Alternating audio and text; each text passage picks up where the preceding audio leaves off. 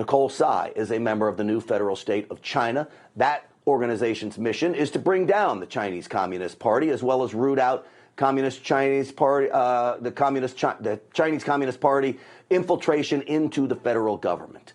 Well, Rome is not built in one day, and the CCP's infiltration in this country has been going on for decades.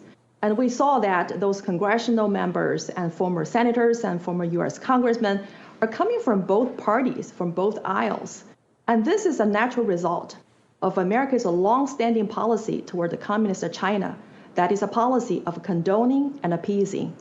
And when CCP starts to act aggressively, there's never been any accountability.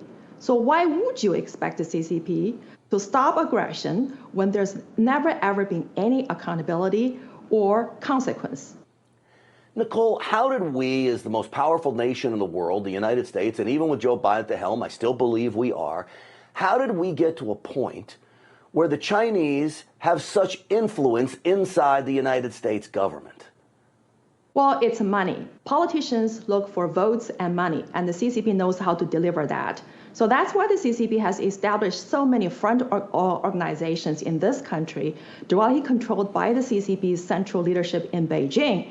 And those are the front organizations. You can find it in LA, San Francisco, New York. And they are carrying out the orders directly from Xi Jinping. And so they are the ones who got involved in the local politics. They can actually elect a candidate into the House of the Representatives. And they can also influence the decisions to be made at the DOJ, the White House, the executive branch. Mike Gallagher, the chairman of the Select Committee on Communist China, he said it's time for the Congress to start enforcing the Foreign Agent Registration Act on all the people, no matter who you are, who have been acting on behalf of the CCP. And so I think that probably half of the people in DC, New York, or the city of London should be registered under the FARA Act, the Foreign Agent Registration Act. You know, it's interesting, Nicole, because I say the Chinese, and when I talk about the Chinese, I mean the Chinese Communist Party runs the government in China, owns so much property in the United States. They're buying up farmland, all these things. You know what else they own? They own our politicians. They own our government. You and I were talking earlier. I said they're not just in the back door. They're not just in the backyard. They're not just knocking on the back door. They're in our house, Nicole. Absolutely. And the CCP has apparently adopted an ancient Chinese war strategist, Sun Tzu's art of war, that is to subdue the enemy without having to fight.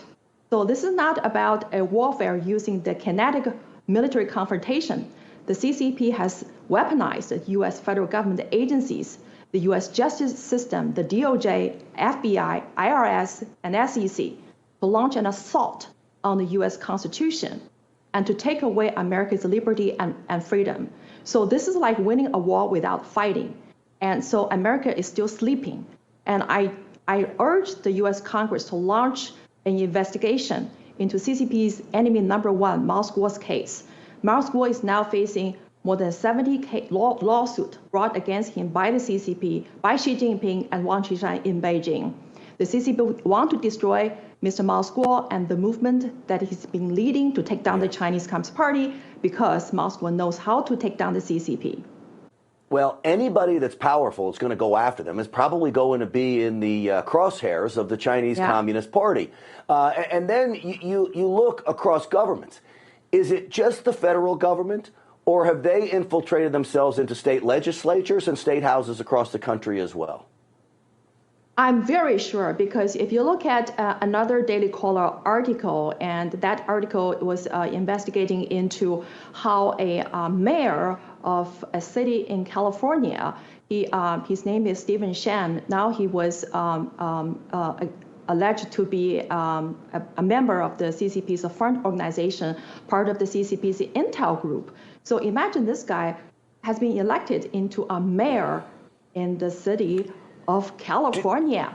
Did you ever think that we'd have a sitting United States president who offers up a guy like Dominic Ng, whose employer just admitted that he took part in as an executive director, albeit honorary, with two groups that intelligence analysts say are front groups for Chinese intelligence and influence, and a president offers him up to represent the United States? Well, Dominic Ng's story is just a tip of the iceberg. There are so many people who are doing exactly the same thing as Dominic Ng.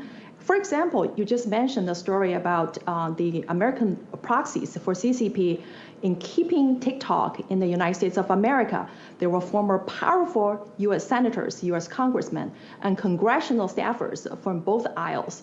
And also in the case of Huawei, it was reported that this current administration, Biden administration's senior advisor, John Podesta's brother, Tony Podesta, he was a key lobbyist for Huawei. He was working on behalf of the CCP to keep Huawei's business as usual. And so there's so many people we can talk about. And this is exactly what Ms. Mao's school had been pre-warning the United States of America. When he first came to this country, he said, CCP has a precise scheme to take down America, and that's called the 3F scheme: foment weakness, foment chaos, and foment destruction. Now it's happening right before our eyes. Well, this is why he helped find the new federal state of China with Steve Bannon, and it's why we fight, as the term goes. Nicole Tsai, thank you so much for coming on the program, as always. I always appreciate your insight. Thank you. Thank you so much for having me. And please follow nfscofficial.com and follow Ms. Mao's School and NFSC Speaks on Getter. Thank you so much.